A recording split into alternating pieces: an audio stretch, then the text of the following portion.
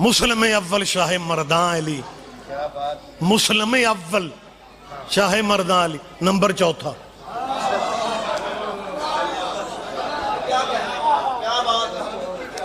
یہ مولانا یہ لفظ بھی علامہ اقبال کے ہیں۔ وہ تو شکر ہے علامہ اقبال جو ہے نا وہ شیعہ نہیں تھا، نہیں تو نہ وہ شاعر مشرق بن سکتا تھا نہ اس نے مصور پاکستان ہونا تھا۔ لیکن باتیں اتنی بڑی کہہ گیا ہے کہ اب مولویوں کا بس نہیں چل رہا، کیونکہ اس پہ بادشاہوں کا کرم تھا۔ یہ تھوڑا کرم ہے کہ علامہ اقبال روز سویرے اٹھ کے شیو کرتا تھا اور مولویوں کو بھی کہنا پڑتا ہے علامہ اقبال۔ اوئے ہوئے ہوئے، میری بات آپ سن رہے ہیں؟ اور بخدا کچھ شاعری تو علامہ کی لوگوں کو ازبر یاد ہے، لیکن کچھ اشعار ایسے ہیں جو بہت کم پڑھے جاتے ہیں۔ اگر آپ اجازت دیں تو ایک شعر میں ایسا اقبال کا مصرع آپ کے سامنے رکھنے لگا ہوں کہ اس اللہ والے ملک میں مجھے یقین نہیں آتا، اللہ والے ملک میں یقین نہیں آتا کہ علامہ اقبال اتنی جرأت کر گیا۔ ایک شعر ہے علامہ اقبال کا جسے ظفر اللہ شفیق ہیں، مولانا ہیں، گلبرگ 3 میں اہل حدیث کی مرکزی مسجد کے خطیب ہیں، انہوں نے علامہ اقبال کا کتابی صورت میں وہ کلام علیحدہ شائع کی ہے جو اہل بیت کے بارے میں ہے۔ اس میں یہ شعر بھی انہوں نے لکھا ہے، اللہ والے ملک میں کیا کہنے اقبال تیرے حوصلے کے۔ اقبال نے پتا میں اقبال کی جرأت کو سلام کر رہا ہوں، صرف اللہ، فقط اللہ، بس اللہ والے ملک میں۔ یہ علامہ کا حوصلہ تھا جس نے برملا کہا تھا نجف میرا مدینہ ہے۔ آپ جیئیں، آپ جیئیں، آپ جیئیں۔ ہاں ہاں ہاں، نجف میرا۔ اور میں ایک ایسے ملک میں میں اور آپ رہتے ہیں جہاں اس پاکستان کی اکثریت کو نہیں پتا کہ نجف کیا ہے۔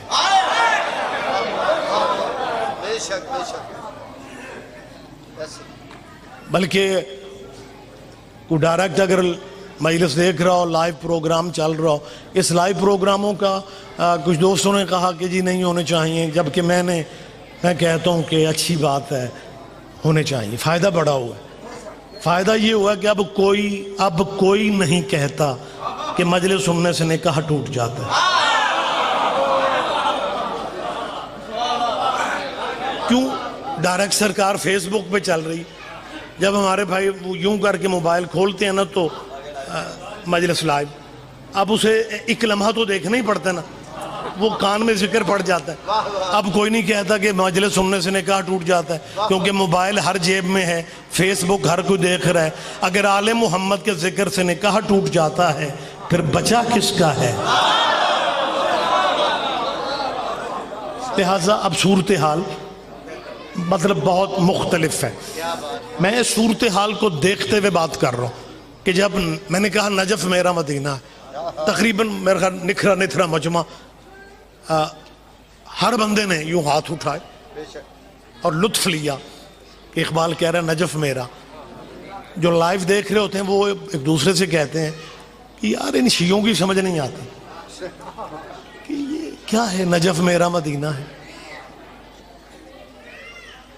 ان دوستوں کو نجف کی سمجھ نہیں آتی کہ یہ کیا کہتے ہیں نجف میرا۔ میں ان دوستوں کو صرف وضاحت کے لیے کہ وہ نجف کو جو نہیں سمجھ پاتے، نجف کیا ہے۔ جی بسم اللہ، آپ جیئیں، آپ جیئیں، آپ زندہ و سلامت رہیں۔ میں رک رہا ہوں صرف بات سمجھانے کے لیے۔ وہ پریشان ہے اکثر لوگ کہ یہ نجف کسے کہتے ہیں، نجف میرا مدینہ ہے، یہ نجف کیا ہے۔ اپنے دانا لوگوں سے، پڑھے لکھے جو اسکالر ٹائپ لوگ ہیں، ان سے پوچھئے گا کہ کیا یہ ہسٹری کا حصہ ہے کہ بنو عباس کا سب سے زیادہ پڑھا لکھا جسے علمی شخصیت گنتے ہیں وہ مامون رشید کا والد ہارون رشید۔ یہ بنو عباس کی بڑی مضبوط خلافت امویوں کے بعد جو اقتدار کا سلسلہ ہے وہ بنو عباس کا ہے، اور بنو عباس کے خلفاء میں سے بہت بڑا نام ہے ہارون رشید کا۔ تاریخ یہ کہتی ہے کہ ہارون رشید بادشاہ وقت تھا، وہ شکار کے لیے نکلا، شکار کر رہا تھا وہ ہرن کا۔ ہرن کے شکار کے لیے اس نے شکاری کتے چھوڑے، آگے تھوڑے فاصلے تک ہرن دوڑا، کتے بھی پیچھے دوڑے، آگے چھوٹا سا ٹیلا تھا، ہرن جمپ لے کے اس ٹیلے پہ چڑھ گیا، کتا پیچھے رک گیا،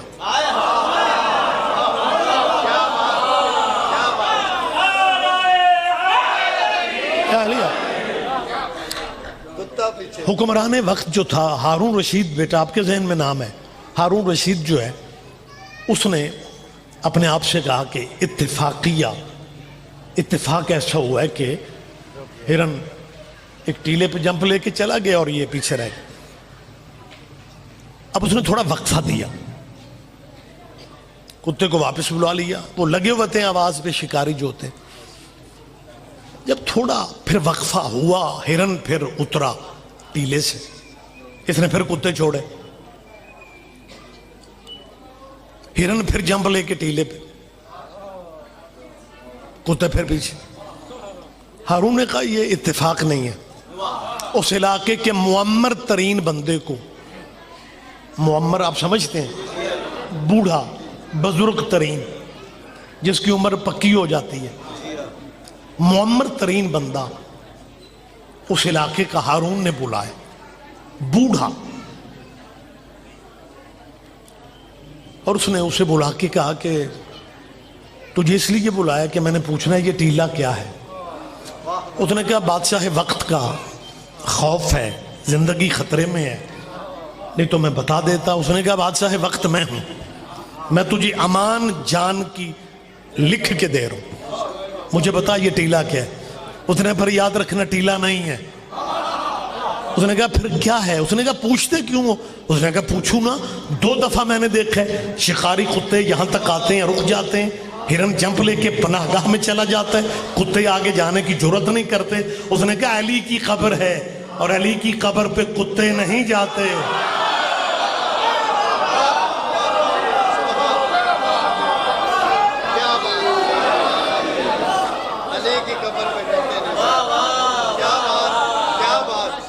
یہی ٹیلا بعد میں نجف کہلایا۔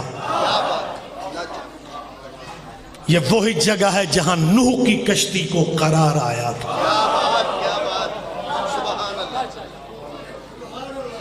نجف میرا مدینہ ہے۔ یہ فقرہ یاد ہو گیا جی آپ کو؟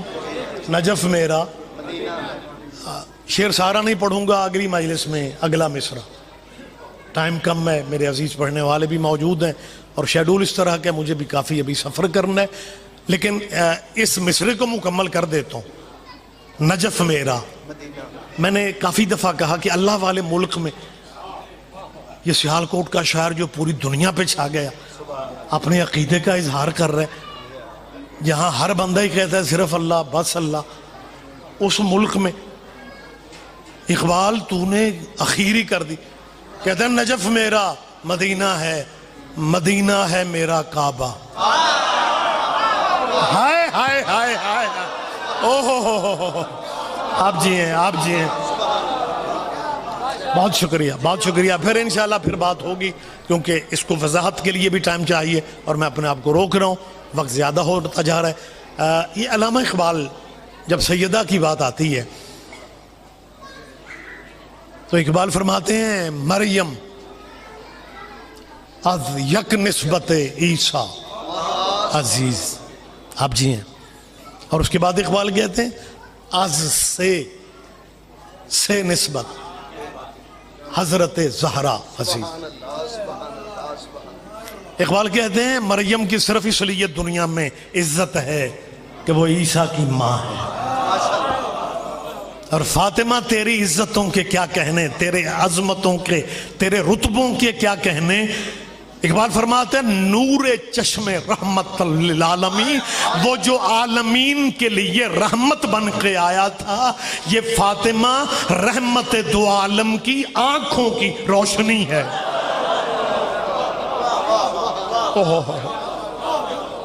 اور صاحبان گرامی قدر، میں اکیلے لطف نہ لے جاؤں، شاہ ولی اللہ کی بات ہو رہی تھی، پھر تو خیر لمبی کہانی نہ ہو جائے۔ شاہ ولی اللہ محدث دہلوی نے سیدہ کو رسول اللہ کی عصمت کی وارث لکھا ہے۔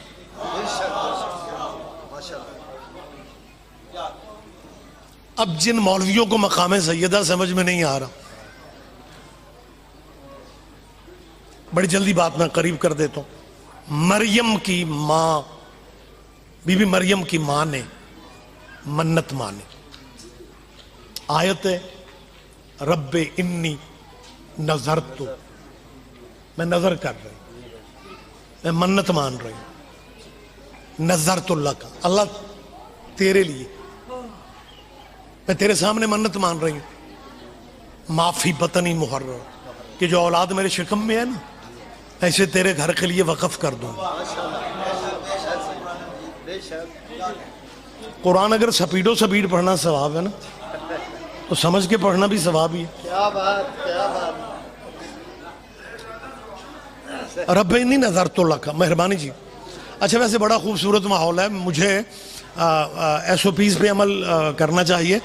یہ کچھ دن پہلے کی بات ہے، ایک جگہ تھوڑے ٹائم کی اجازت دی، اور پھر انسپیکٹر صاحب نے مجھ سے کہا کہ شاہ جی آپ سمجھدار لوگ ہیں، لیکن شیعہ ٹائم کم ہو جائے تو ہو جائے، مجلس نہیں چھوڑتے، اتنا ظالم کرونا ہے، سانسوں سے پھیلتا ہے۔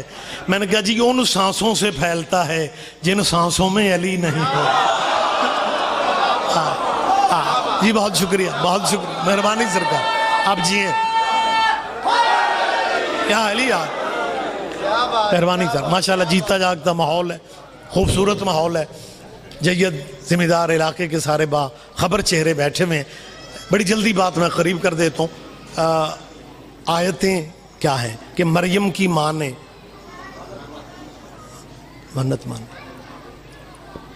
کہ اللہ جو اولاد میرے شکم میں ہے میں تیرے گھر کے لیے وقف کر۔ خواہش تھی بی بی کی، سوچ یہ تھی کہ اللہ بیٹا دے گا، اور وہ بیٹا اللہ کے گھر چھوڑ آؤں گا، اور وہ اللہ کے زائروں کی خدمت کرتا۔ بے نیاز مالک نے بیٹی دے دی،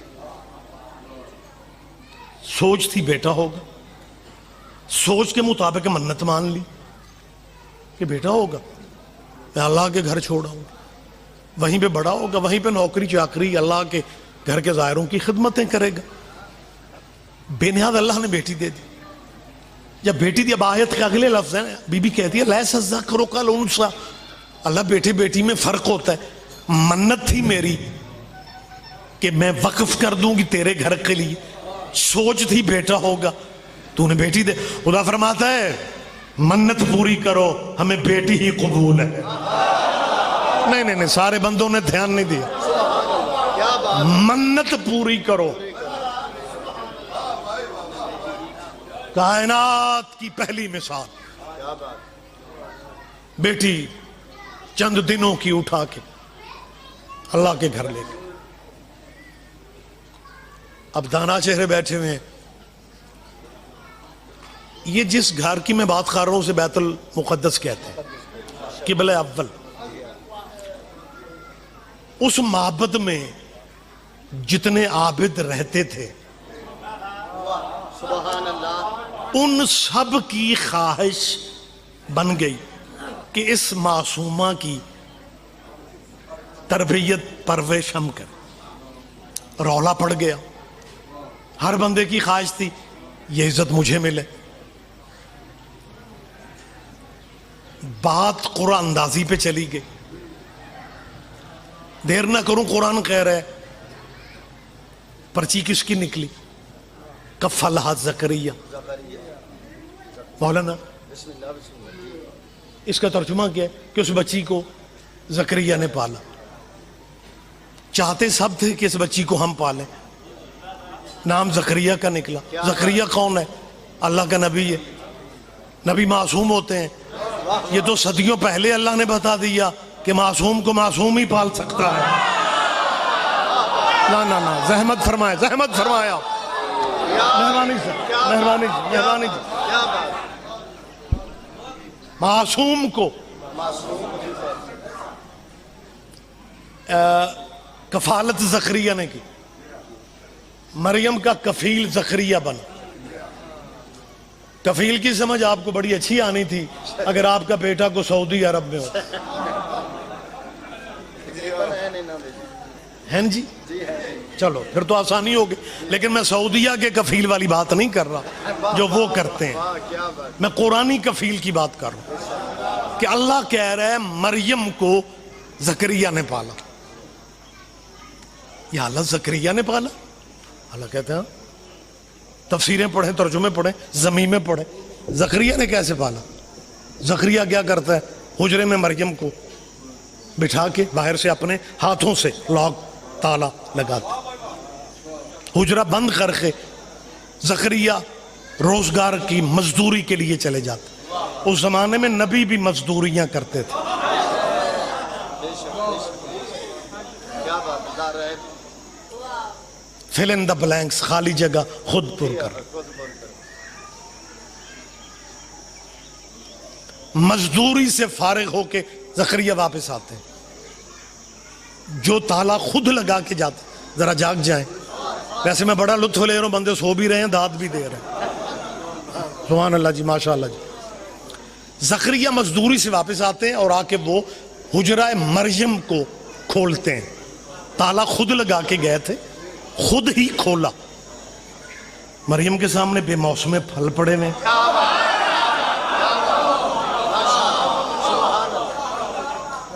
مریم کے سامنے فریش تازہ کھانے. زکریا کہتے مریم یہ سب کہاں سے آ گیا؟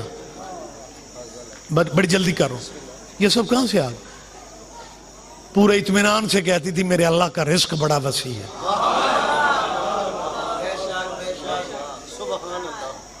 اللہ پاک ناشتے مریم کے خود بھیجتے ہو؟ کہاں. کھانے بھی خود بھیجتے ہو؟ کہاں.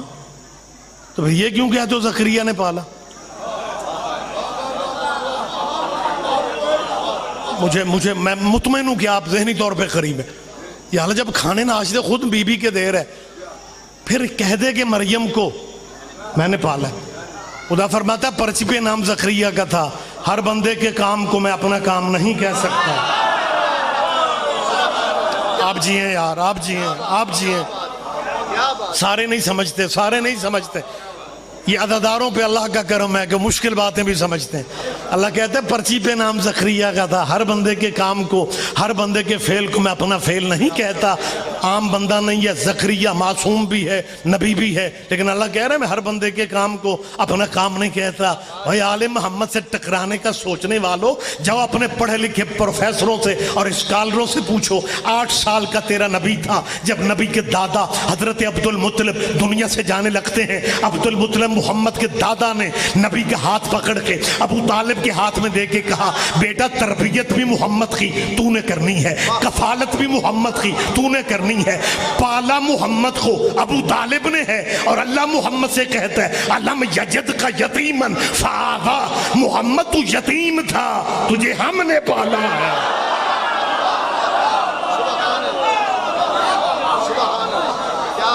مہربانی سے، مہربانی سے.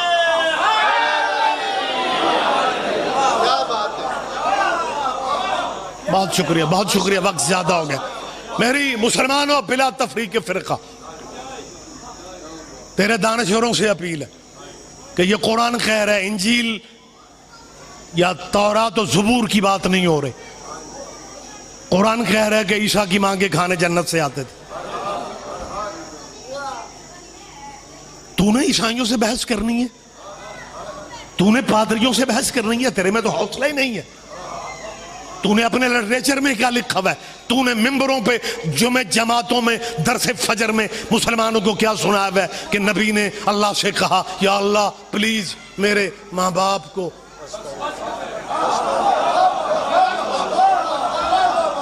اور آگے سے جی اللہ نے کہا، یہی سنایا جاتا تھا اس ملک میں. آگے سے اللہ نے کہا حبیب یا والدین بخشوالے یا امت بخشوالے.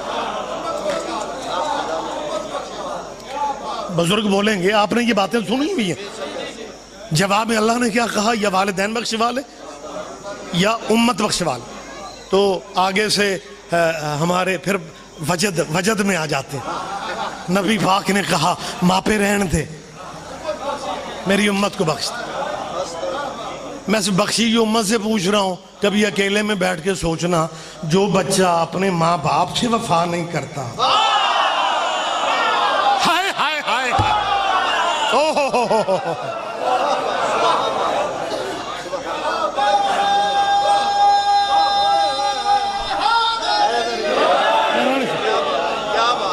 مسلمانوں، جناب نے تو اپنے نبی کے خاندان کی یہ کہانیاں ممبروں پہ سنائی ہوئی ہیں. اپنے نبی کے والدین کے بارے میں یہ کہا خدا درجات بلند فرمائے میرا ایک مزاج ہے، شروع سے میرا اپنا علاقہ ہے، میں ویزا لگوا کے تو نہیں نہ آیا. تو شروع سے میرا خیال ہے میں آپ کے سامنے ہوں. میں جب بھی بزرگ علماء کی بات کرتا ہوں تو ان کا نام لے کے کرتا ہوں. یہ ممبر کی دیانتداری ہے. خطیب آل محمد علامہ اظہر حسن زیدی یہ کوتے تھے، مالک ان کے درجات بلند فرمائے. بر صغیر میں ان کے بعد ان جیسا یا اس قد کا خطیب نہیں پیدا ہو سکا. ایک جگہ وہ میری طرف دیکھیں، ایک جگہ وہ فرمانے لگے کہ جب یہ بندے اپنے باپ دادے کی بات کرتے ہیں نا تو لہجہ اور ہوتا ہے، اور جب نبی کے باپ دادا کی بات کرتے ہیں تو پھر تو انجھک لہجے میں کہتے ہیں حضرت ڈٹھا دوزخ اندر آمنہ تے عبداللہ. اور جب اپنے ابے کی بات کرتے ہیں تو پھر پتہ کس طرح پنچایت میں بیٹھے ہوتے ہیں، ڈیرے شیرے پہ دارے میں حکا چل رہا ہوتا ہے، تو پتہ لہجہ کیا ہوتا ہے؟ اللہ بخشے ابے ہوراں نوں چنگی مجھ کھولن دی عادت سی. یار میں کوئی یورپ میں باتیں کر رہا ہوں کہ آپ یہ نہیں سمجھ رہے. اللہ بخشے ابا چوری مجھاں کھول دا ہے پھر بھی اللہ بخشے. اللہ بخشے کو عربی میں کہا جاتا ہے رضی اللہ. سارے نام ہی سمجھوتے خیر ہے.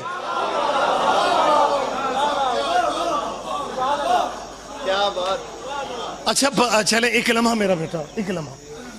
اللہ بخشے ابے ہوراں نوں نا جے کسے ڈیرے تے چنگی مجھ ویکھ لیندے سن تے ابے ہوراں نوں سکون نہیں سی ہوندا.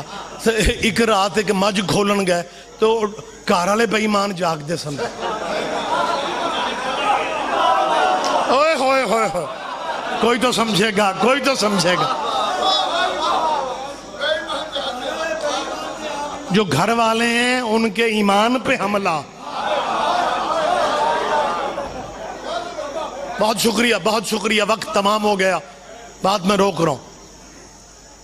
نبی کے والدین کی جب بات آتی ہے تو لہجہ یہ ہوتا ہے. بڑی جلدی، آپ کی سوچوں سے بھی جلدی بات مجھے مکمل کرنا ہے. مسلمانوں اپنے فرقوں میں مسلکوں میں رہ کے سوچ کے صرف اتنا بتا دو، صرف اتنا بتا دو کہ اگر کسی بھی پلیٹ فارم پہ، کسی چینل پہ، کسی نشست میں عیسائی پادریوں نے تم سے پوچھ لیا کہ دلیل سے بات کرو، نبی تمہارا افضل ہے یا ہمارا افضل ہے، کیا جواب دو گے عیسائیوں کو؟ اگر عیسائی پادری نے یہ کہہ دیا ہمارے نبی کی ماں کے کھانے جنت سے آتے ہیں اور تم اپنے نبی کی ماں کو جنتی بھی نہیں سمجھتے، نہ پیچھے نہ رہو، میری بات پہ دھیان دو. اور مسلمانوں کہاں جاؤ گے؟ عیسائیوں سے باتیں کیسے کرو گے؟ یہی تو میں شروع میں کہہ رہا ہوں، یہ محمد کے بیٹوں کے ذکر کی محفلیں ہیں. اپنے بچوں کو مجلسوں میں بھیجا کرو تاکہ تیرے بچے مجلسوں میں آئیں، انہیں پتا چلے کہ سورہ دہر کن پہ اترا. اللہ اکبر، اللہ اکبر. متوجہ سرکار، تیری اولاد کو پتہ چلے، تیرے طلبہ و طالبات کو پتہ چلے۔ اب نام نوٹ کرو، میں نے پہلے بھی نام لیا، شاہ ولی اللہ محدث دہلوی۔ شاہ ولی اللہ کی فیملی کا ایک بہت بڑا نام ہے شاہ عبدالعزیز، وہ بھی محدث دہلوی ہیں۔ انہوں نے قرآن کی تفسیر لکھی، اور قرآن کی تفسیر لکھتے لکھتے یہ شیعہ عالم کا نام نہیں لے رہا۔ مسلمان بچوں سے کہہ رہا ہوں، زندگی کا اعتبار کوئی نہیں، زد میں زندگی، زد میں ٹائم ضائع نہ کرو۔ میدان حشر میں تو نے مولویوں کے متھے نہیں لگنا، رسول اللہ کے متھے لگنا ہے، محمد کے متھے لگنا ہے، تیرے فقہ اور مذہب کا عالم دین۔ شاہ عبدالعزیز لکھتا ہے سورہ دار کی تفسیر میں، جب اس نے لکھتے لکھتے اس آیت تک پہنچا وَيُطْعِمُونَ الطَّعَامَ عَلَىٰ حُبِّهِ مِسْكِينًا وَيَتِيمًا وَأَسِيرًا، کہ بی بی کے دروازے پہ، پنجتن کی چوکھٹ پہ کبھی مسکین آتے تھے، کبھی یتیم آتے تھے، کبھی اسیر آتے تھے۔ شاہ عبدالعزیز محدث دہلوی نے یہ فقرے لکھے کہ بی بی فاطمہ، میں یہ کیوں کہہ رہا ہوں، مسکین سمجھ میں آتا ہے، مانگتے ہوں گے، یتیم سمجھ میں آتا ہے، مانگتے ہوں گے، اسیر عربی میں قیدی کو کہتے ہیں، قیدی قید میں ہوتے ہیں، گلیوں میں روٹیاں نہیں مانگتے۔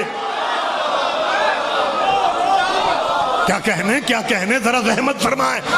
یہ بی بی فاطمہ کے دروازے پہ یہ آل محمد کی چوکھٹ کون سی ہے؟ اللہ سورہ دہر میں کہتا ہے یوفون بالنذر، یہ قبیلہ وہ ہے جو اپنی منتوں کو پورا کرتے ہیں۔ یہ بی بی فاطمہ نے منت کے روزے رکھے، پنجتن نے منت کے روزے رکھے۔ پہلے دن افطاری کا ٹائم آیا، دروازے پہ مسکین آ گیا، دوسرے دن یتیم آ گیا، تیسرے دن اسیر۔ شاہ عبدالعزیز نے لکھا، شیعہ عالم نہیں ہے، محدث دہلوی نے تفسیر عزیزی میں لکھا کہ بی بی فاطمہ کے دروازے پہ یتیم، اسیر، مسکین مدینے کے لوگ نہیں تھے۔ یہ مانگنے والے کہاں سے آتے تھے؟ جنت کے فرشتے انسانی شکل میں بی بی فاطمہ کی چوکھٹ پہ خیرات مانگتے تھے، تاکہ کم از کم دنیا کو پتہ چل جائے کہ بی بی سے مانگنا بدعت نہیں ہے۔ بولے میرے ساتھ کیا رحمت فرمائے، بی بی فاطمہ سے مانگنا بدعت نہیں ہے۔ شاہ عبدالعزیز لکھ رہا ہے یہ شیعہ عالم نہیں ہے، چوتھی دفعہ کہہ رہا ہوں، تیرے مذہب کے جید علماء میں ان کا نام ہے۔ یہ کہتے ہیں سیدوں کے دروازہ پہ، پنجتن کے دروازہ پہ، بی بی فاطمہ کے دروازہ پہ جنت کے فرشتے خیرات مانگنے آتے تھے۔